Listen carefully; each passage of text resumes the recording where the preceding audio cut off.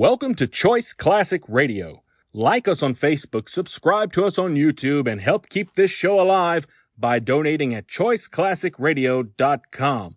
For more of your favorite old-time radio shows, join us on our companion podcast, Choice Classic Radio, Mystery, Suspense, Dramas, and Horrors, where we bring to you the most mysterious tales that the golden age of radio had to offer. And now, with 326 episodes made, broadcasting from 1939 to 1950, we bring to you The New Adventures of Sherlock Holmes. Petri Wine brings you Basil Rathbone and Nigel Bruce in The New Adventures of Sherlock Holmes.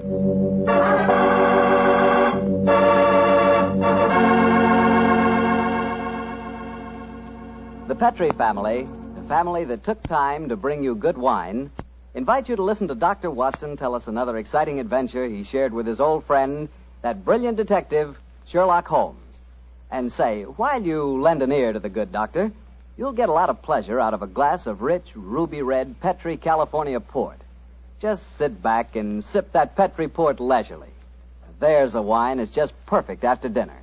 A wine that really goes with storytelling and conversation. Petri port is as rich in flavor as it is in color. And what a flavor. Full, hearty, and delicious. Well, I can't think of a better way to express your hospitality than to offer your friends a glass of good Petri port. Serve that Petri port alone, or serve it with fruit or nuts, or with cake or sandwiches.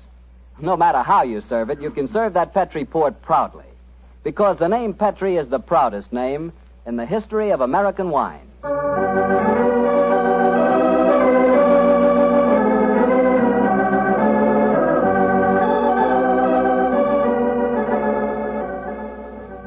Well, here we are once again, keeping our weekly date with Dr. Watson. Good evening, Doctor. Good evening, Mr. Bartell. Come in and join me. As you see, the puppies have been keeping your chair warm for you. Here, shove them off. No, Doctor, I don't want to disturb them. They look much too comfortable. I'll sit over here, thanks. There's tobacco in the jar beside you, cigarettes in the box, and some excellent port on the sideboard, so make yourself at home. Thanks, Doctor. Are you all ready with tonight's new Sherlock Holmes adventure? Yes, Mr. Bartell, though I'm afraid after all these years, it's going to be a little hard for me to recapture for you the spirit of the story. Last week you told us that a band of gypsies played a prominent part in the adventure. Yes, they did indeed. And it was amid that colorful atmosphere that my story begins. It was in the autumn of 1890, and my old friend Sherlock Holmes had persuaded me to leave the comforts of my domestic fireside for a few days and to accompany him to the tiny village of Bragston-on-the-Marsh, in the heart of the Norfolk Fen district. What took Sherlock Holmes up there, Doctor? I'm afraid that at the time we left London, Mr. Bartell, he concealed his true purpose from me, saying only that he wanted friendly companionship and a strong right arm. Not until later did I learn that he was then on the track of one of the last clues that led to the confining of the Moriarty gang.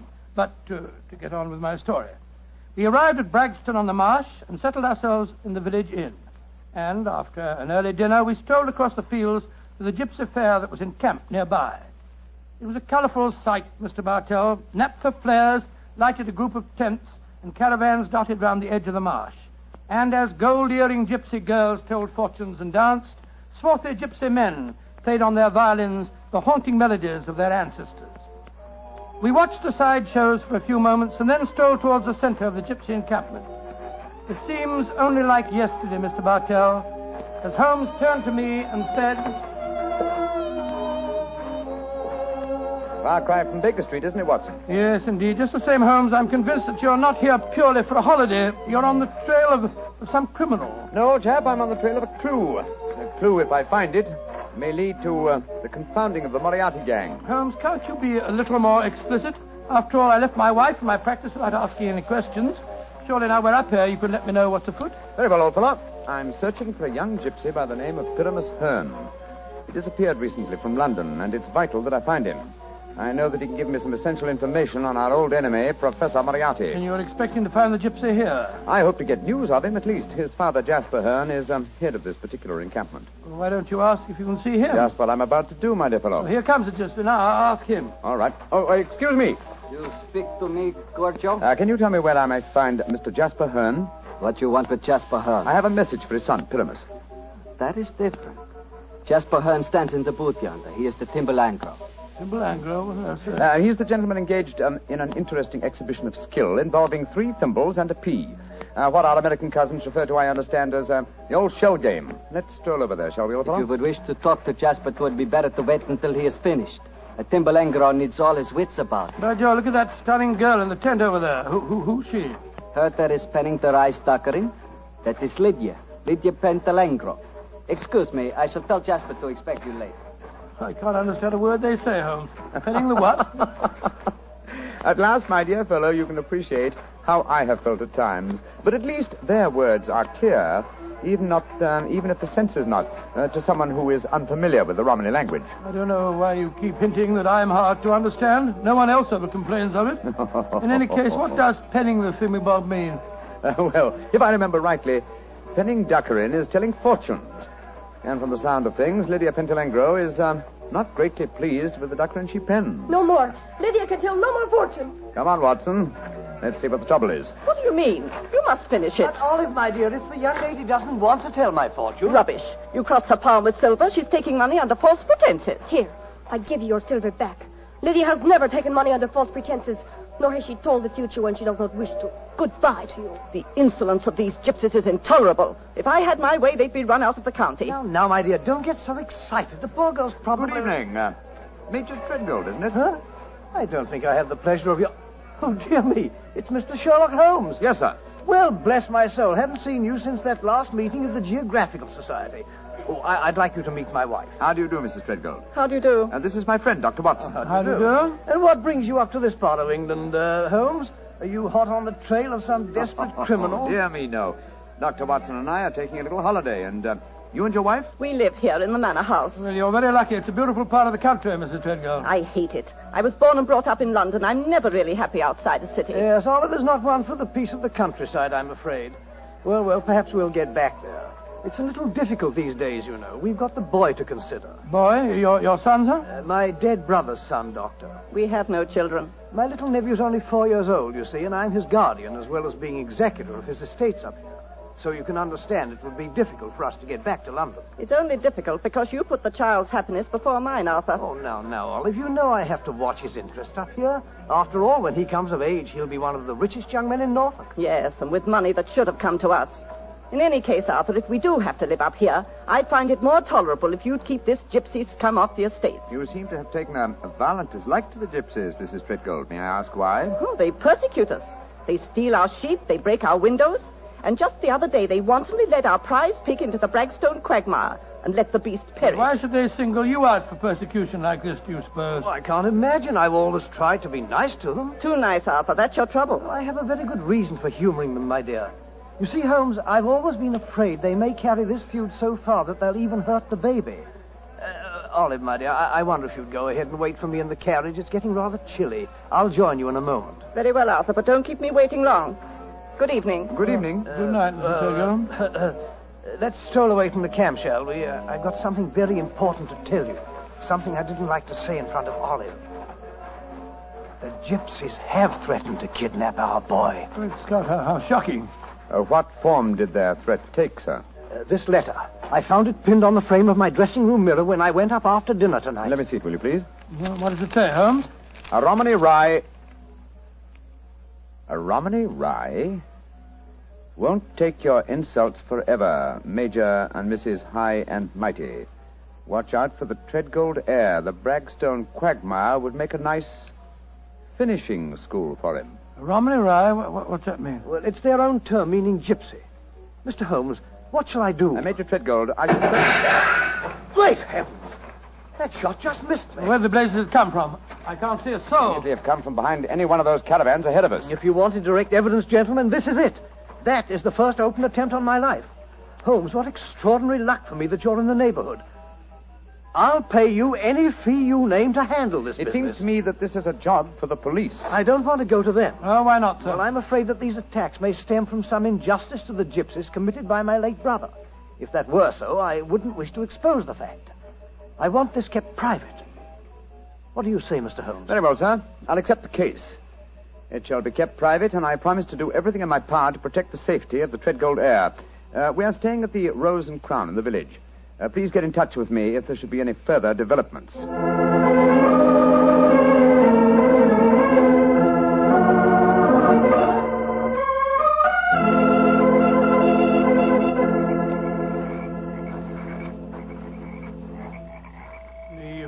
seems to be closed down for the night now, Holmes. They're turning out the naphtha flares. Yes, let's stroll over to Jasper Hearn's caravan, shall we? He should be free now. Well, if he's head of this tribe, he ought to be able to tell you something about this Treadgold business. Yes. Though I shall first ask him about his son, Pyramus, the man I'm looking for. I think the fact that I know his son will inspire confidence. Here we are. This is the caravan. That girl, Lydia Petrolengo, sitting outside, the one that was telling fortunes. Yes. Good evening. Who are you, and what do you want? I wish to speak to Jasper Hearn. He is not here. He's gone to the marshes. When will he be back? I do not know. You bring trouble to Jasper? No, my dear. This is a personal visit. We're not after him for being a thimble engro, or for penning duckerin. Oh, for a Gorgio, you speak a Romany well, brother. Oh, you are a true Lavengro, master of words. Where did you learn it? From Jasper's son, Pyramus. Ah, you know Pyramus then. A fine boy. Oh, sit down on the grass, my friend. You may wait here for Jasper. He will be back soon. Thank you. Is that your violin lying on the steps, young lady? No, that is Jasper's Bolshom. Jasper's bosom, what on earth, sir? That is the Romany word for violin. You play, sir? No, but my friend does. So? Oh, then take it, brother. The stars are bright. The night is warm. Music will be sweet. To a Romany chai, I'm afraid my violin playing will sound rather poor stuff.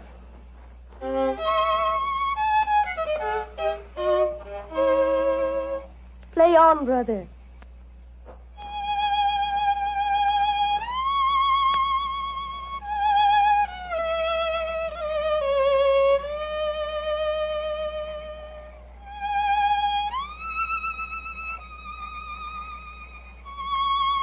Stop, brother. You play well, but Sarasate Zigeunerweisen is not the true gypsy music. I've heard it in London and in Budapest. They call it gypsy. But what can a Gorgio know of the true heart of Romany? Wait here. I will get my own violin. Charming girl, charming. But why does she keep on talking about Gorgios?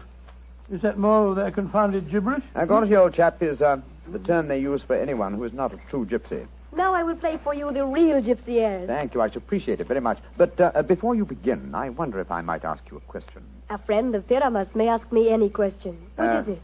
I observed you telling fortunes earlier on tonight. You refused to tell a certain gentleman's hand and gave the money back. Did you know who the gentleman was? No, brother. Nor the noisy woman with him. I refused to pen the duckerin because I saw blood and violent death in his hand. Violent death it is soon to come. Violent death? Good Lord. Watson, old fellow, I want you to do me a favor. Yes, of course I will. What is it? I must remain here until Jasper Hearn comes back. I should like you to return to the inn. It's more than possible that we may have news from our client before the night is out. I'll be back later. Oh, well, it's nice of you to give me the best job. Good night, Miss Petrolina. Good night. And now, please play for me a true Romany air. Very well, my friend. Listen.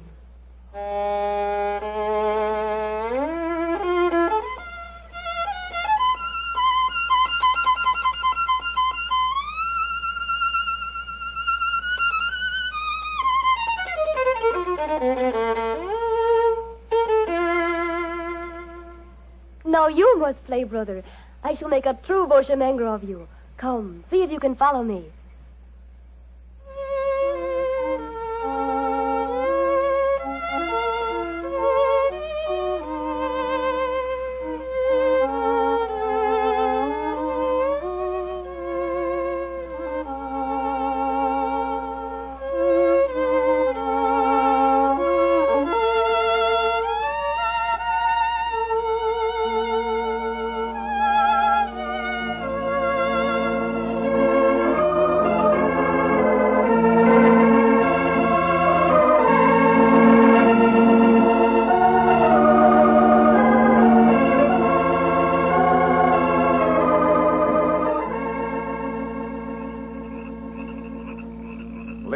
You have taught him well. You have made a true Boshemengro of him. He is an apt pupil, Jasper. Well, with such a teacher, it's hard to be otherwise, Mr. Hearn. That is, if one has a spark of music in one's soul. Call me Jasper, brother. You have spoken well of my son. You have talked wisely to me of things that I have not understood. Come, we shall drink wine together underneath the stars. I shall get glasses and a flagon. Jasper has taken a great fancy to you, brother. And I to him. He's a fine man. Sherlock Holmes, Yes, Lydia? may I read your hand, brother? Why, yes, of course. A strange hand, and a beautiful one. A long lifeline, and yet I see sudden death and violence surrounding you. Now, at this moment. And in the future, I see a journey for you across the seas within a year. Beware of water that runs in the mountains. Near death will befall you there. More travels, more dangers. Oh, you must be careful, brother. Oh. What is it? Our paths are destined to cross but once. We shall not meet after this night. That makes me sad. Oh, but we shall meet again. I shall be here for some days yet. No, it says in your hand that we shall not meet again. And a hand cannot lie. Who is this that comes toward us through the moonlight? It's my friend, Dr. Watson, I think. Yes. Hello, Watson. What's wrong? Wrong. Everything's wrong. Mrs. Treadgold's waiting in a carriage. She wants you to come at once. Indeed? Why? The child has been kidnapped. Major Treadgold has gone for the police, and Mrs. Treadgold is threatening to rouse the local inhabitants and come out here and burn this camp to the ground if you don't find the You child. tell Mrs. Treadgold to return home. She can do no good here. But Holmes... Tell her, old chap, that I have the case well in hand. But how can you have? You've been out here all the time, playing your violin. Have faith in me, please, old fellow, will you? And deliver the message. Then come back here and join me, and I'll explain everything to you. Very well. I suppose you know what you're up to. Violence and trouble, brother. It is all there in your hand. Well, what must be shall be, and I wouldn't have it otherwise. But for the moment, the sky is starlit, the air is still, and the melody you played haunts me. Let's play it together again, shall we? I should like that. I should like that very much.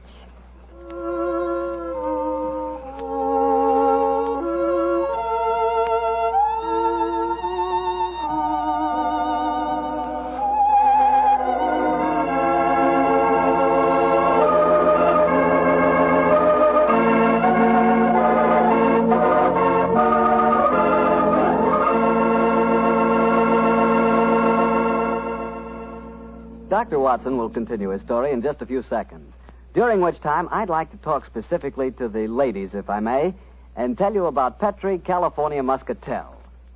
Just as Petri California Port has long been known as the wine of gentlemen, Petri Muscatel has been known as the favorite of the ladies. That's because Petri Muscatel is a golden-colored wine that looks like captured sunshine and tastes as... Well, did you ever taste big, plump muscat grapes picked when they're still misty and dew-covered? If you have, you know what to expect when you taste Petri Muscatel. The flavor of Petri Muscatel comes right from the very heart of luscious, hand-picked muscat grapes. You couldn't ask for a more delicious wine than Muscatel. Petri Muscatel. Well, Dr. Watson, I must say this is a strange story you're telling us. You mean to say that the heir to the Treadgold estates had been kidnapped, and yet Sherlock Holmes paid no attention? Yes, that's what it seemed like, Mr. Bartell. I couldn't understand him. I'd never known him to be so indifferent to a case. There he sat until the early hours of the morning as he and that girl scraped away at their violins and never said a word about the kidnapped baby. Finally, as we walked home across the fields a few hours before dawn, his mind seemed to return to the matter at hand. He spoke quietly, and yet there was a note of suppressed excitement in his voice. What, my dear fellow? You're angry with me, aren't you? No, Holmes, I must say, but I'm confused. That girl seems to have bewitched you. Have you forgotten that you accepted the job of guarding the Treadgold heir, and that the child was kidnapped tonight? No, I'm fully aware of the fact. Holmes, for heaven's sake, stop being so infernally matter-of-fact. What's come over with you? Oh, possibly it's the mood of this mild autumn night. It is indeed a St. Martin's summer. So much so that I've left my coat and deerstalker cap behind me at the encampment. Let's go back, shall we? And incidentally, when we get there, I can set your mind at rest by showing you the kidnapped child. You mean you know where it is? Certainly. It's, in the camp. Then the gypsies did steal it. No, my dear fellow. I did. What? This is one of those occasions when you absolutely infuriate me, Holmes.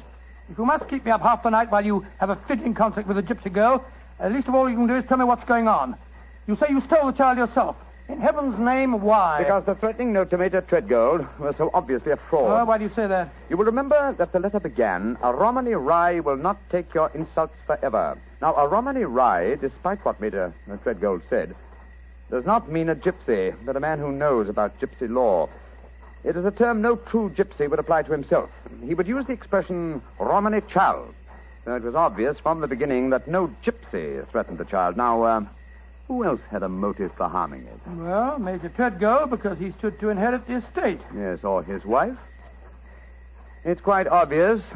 She has no liking for our present life, and the child is an obstacle to a new one. With the child kidnapped and later made away with, obviously they both stood to gain a great many of the things they wanted. Yes, by Joe, you're right. And whoever the culprit is took the precaution of pinning the blame in advance on the unfortunate gypsies by writing the false kidnapping note.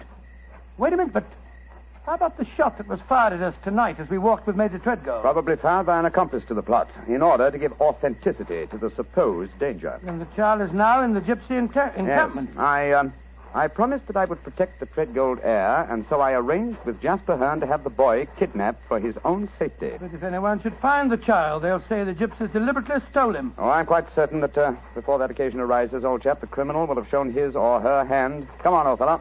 Put your best foot forward. It's a long way back to the camp yet, and it's nearly dawn.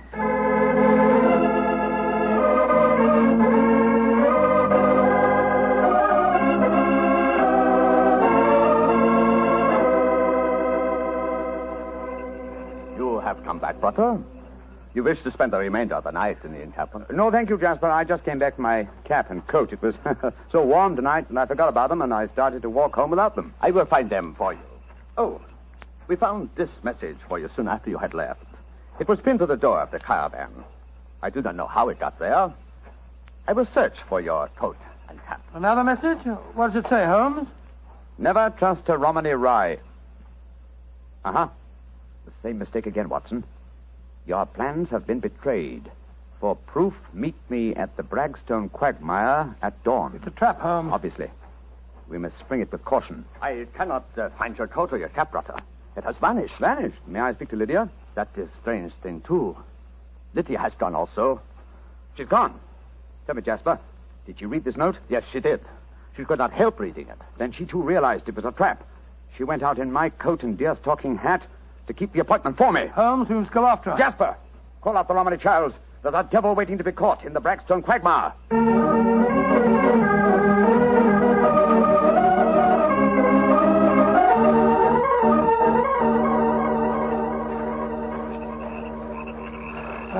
How much further to the quagmire, Jasper? 200 yards. No more. There's Lydia. There she is. And she's dressed in my deer-stalking hat and coat, walking into the trap that was set for me. Lydia! Lydia! They got her. Look. She stumbled. She's fallen. I'll go to her, Watson. Jasper, get that devil who staged this fiendish plot. I've a score to settle with him. Do not worry, brother. The score will be settled. Follow me, doctor. Right you are. I'm right behind you. Lydia. Sherlock Holmes, I was wrong. We do meet again. Your hand lied to me. Oh, Lydia. You're wounded. What can I do for you? There is nothing you can do, brother. No one can help me now. There is little pain. There is little time. Please, hold my hand. There. Tell me, Lydia, did you see who fired the shot? Yes. It was the man whose fortune I told today. The man with the noisy wife. Major Treadgold. Jasper and the men will take care of him. There is one thing I wish to tell you, brother. Yes? Our short meeting has brought me happiness. I should like to think I can leave you something so that you will not forget me. I shall always remember you, Lydia. Always. You gave your life for mine. There is one thing of mine that I wish you to have. It will remind you of me. What is it? My violin. It brought us together. I should like you to have it, brother.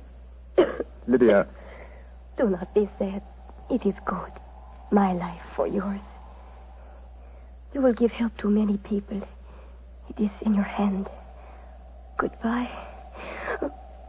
Oshimengro.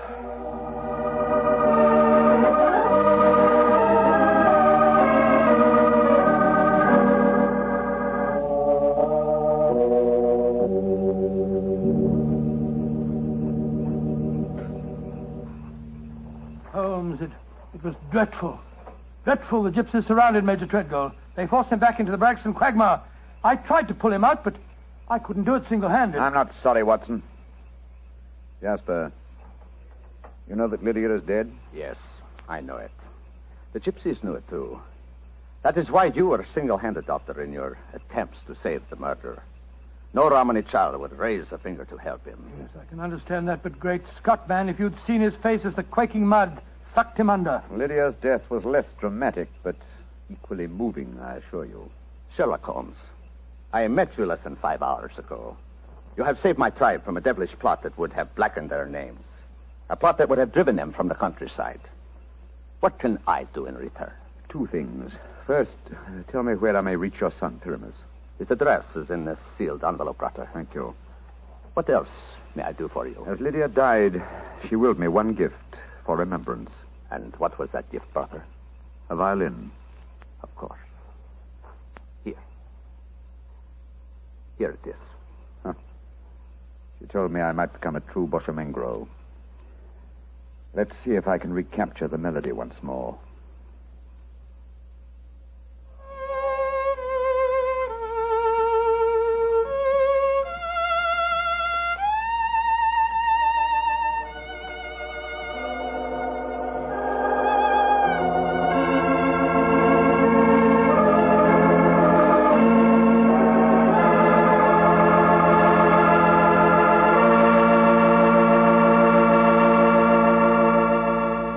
Doctor, that was a very strange story. A very fascinating one. But tell me, do you really believe that gypsies can tell your fortune by reading the palm of your hand? Oh, frankly, I don't know, Mr. Bartell. Perhaps they can, perhaps it's coincidence. And then again, maybe some gypsy women have a heightened sense of intuition. You know, a woman's intuition can be an extraordinary thing. Yeah, so my wife keeps telling me. Of course, I have a kind of intuition myself. Oh, really? Mm-hmm. Every time I see a bottle of wine with the name Petri on the label, my intuition tells me I'm going to like it. And I always do, too. Mr. Bartell, if ever I saw a man with a one-track mind, you're that man. Thank you, Doctor. As long as my one track is Petri, I can't miss. Because nobody can miss with Petri wine. What other wine has such tradition, such a story behind it? Petri wine is made by a family, the Petri family. They've owned and operated their own business ever since its inception, back in the 1800s. The Petri family has been making good wine for generations, and they've been handing on down in the family, from father to son, the fine art of turning luscious, sun-ripened grapes into fragrant, delicious wine. And that sure adds up to a lot of experience. You can just bet your last dollar that no matter what kind of wine you want, when you ask for a Petri wine, you're asking for good wine, because Petri took time to bring you good wine. Well, Dr. Watson, what story are you planning to tell us next week? Next week, Mr. Bartell, I'm going to tell you of a strange adventure that Sherlock Holmes and I had in the East End of London. It concerns 5 nephews, an eccentric will, and a dead man's watch that gave us the clue to murder.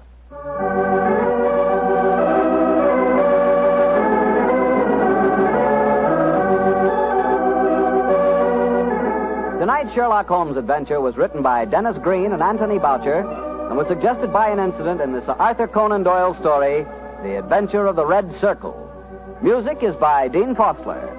Mr. Rathbone appears through the courtesy of Metro-Goldwyn-Mayer, and Mr. Bruce through the courtesy of Universal Pictures. They are now starring in the Sherlock Holmes series.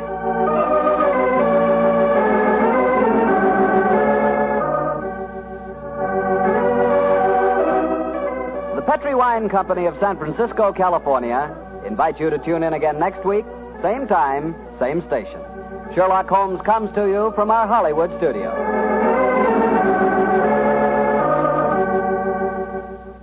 This is Harry Bartell saying goodnight for the Petri family. For a solid hour of exciting mystery dramas, listen every Monday on most of these same stations at 8 o'clock to Michael Shayne, followed immediately by Sherlock Holmes. This is the Mutual Broadcasting System. That concludes today's episode. We'd like to thank you and remind you to donate at choiceclassicradio.com. Remember, your donations make episodes like this possible.